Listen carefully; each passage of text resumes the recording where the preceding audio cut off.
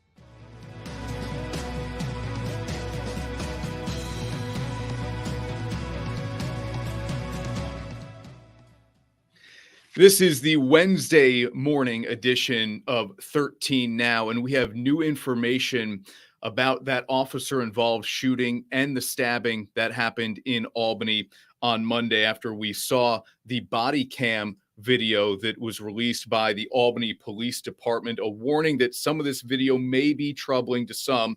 Police still haven't released the name of the suspect, but we do know he is recovering at Albany Med this morning. Yesterday, police released this video. You see the scuffle. You see a man swinging what appears to be a knife. One police officer was stabbed. Another officer shot the suspect once.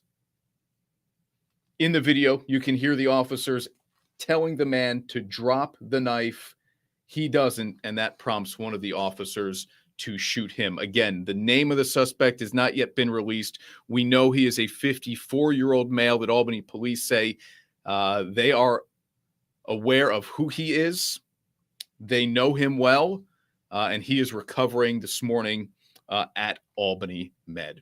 With the primary election in the race for New York's next governor less than a week away now, News Channel 13 conducted its own poll. Exclusive results here on 13 Now, and they are likely an indication of what is going to happen in the coming days and months. A look at the numbers here. Governor Kathy Hochul appears to be safe from any Democratic challengers. The News Channel 13 Survey USA poll has her easily defeating both Tom Suozzi and Jumaane Williams by more than 30 points each. On the Republican side of things, it is a much tighter race. Congressman Lee Zeldin currently holds a narrow 2-point lead over Andrew Giuliani. Rob Astorino and Harry Wilson are far behind in our exclusive poll. In the coming days, we will release more on our exclusive findings on subjects such as the economy, gun violence, and the job that President Biden is doing. Sad news this morning. A man from the capital region who was fighting in Ukraine has been killed. The State Department says 52-year-old Stephen Zabilski died on May 15th. This makes him at least the second American killed in the conflict there. Zabilski lived in Amsterdam until 2018. He was in Ukraine fighting in that war. Have you noticed the sign in Saratoga Springs that's causing quite a stir? It's hanging from a fence on Putnam Street. And you can see it here. It reads, "Future Home of Daryl Mount Park." It's not far from where Mount was found unresponsive in August of 2013 after running away from police. Witnesses say Mount, who was biracial, fell from some scaffolding, but Mount's family and others accused police of brutality.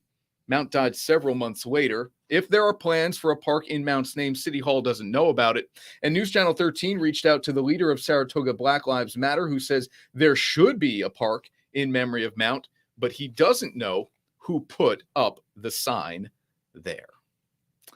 Okay, let's get a check on your first warning forecast now as we debut the morning edition of 13 Now. And of course, I go to one of my trusty meteorologists here. Neal Estano is in that first warning weather center. And Neal, our first take here at 13 Now in the mornings. What do you have on tap for us on what is the second day of summer officially? It is the first full day. I guess we could say the first full day. But, Chris, it doesn't look very summer-like, nor does it feel very summer-like out there. We're on the cool side of a front. I'll show you what's going on here. This is over in Pittsfield right now. This is where we have our CDPHP first warning camera. Kind of low overcast. This is moisture coming in off the North Atlantic. The North Atlantic is pretty cold year-round, even this time of year. So we get that cool air moving in, and that's the result. We've got the cloud cover.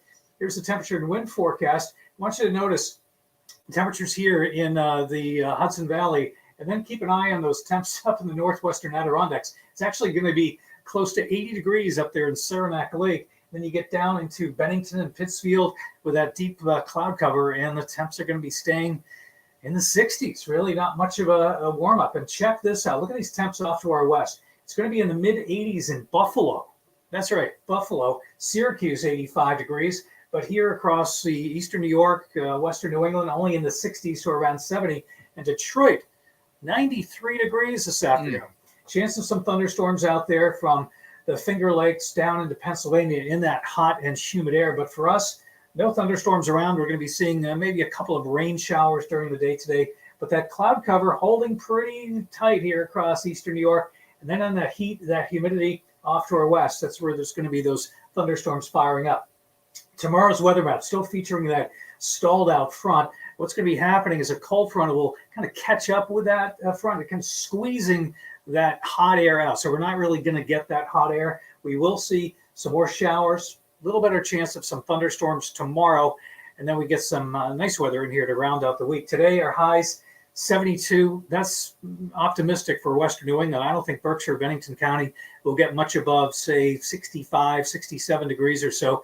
It's going to be another cooler than normal day. Our average high 81 will be in the low 70s tomorrow. It could pop into the mid or upper 70s if we get a little more of that sunshine and then a possible thunderstorm. But here's a real treat. Friday into the weekend, we're finally going to get into some of that warmer weather. So by Sunday, up around 90 degrees. The thunderstorms will be early in the day on Monday. We may actually get those out of here by sunrise, but Sunday night into Monday, looking like we could be seeing some of those rain showers. So we are looking at another cloudy day after today, so tomorrow, and then we get that sunshine back in here, Chris. I will take some of those summer temperatures over the weekend for sure, Neal. Absolutely. Executed flawlessly here on a first run from the First Warning Weather Center. I debuted the first morning newscast in Albany many, many years ago, and now debuting the YouTube morning newscast. There you go. All right, Neal, thank you so much. That is meteorologist Neal Estano with a look at the first warning forecast. We have big news in the capital region in the entertainment world. A Burnt Hills native is advancing on NBC's America's Got Talent. He put on quite a show on Tuesday night. Here is a little bit of a look at that.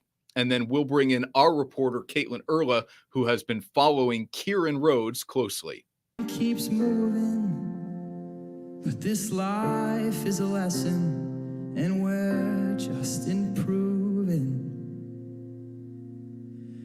Someone's gotta help me. Someone's gotta help me. Someone's gotta help me. That is Kieran Rhodes from Burnt Hills, who impressed the judges and the audience on Tuesday night on America's Got Talent. Let's bring in our Caitlin Erla here on 13 Now. Caitlin, you've been paying close attention to how Kieran has been doing in this competition and how the judges have been reacting to him. How did he manage to pull off such an impressive performance?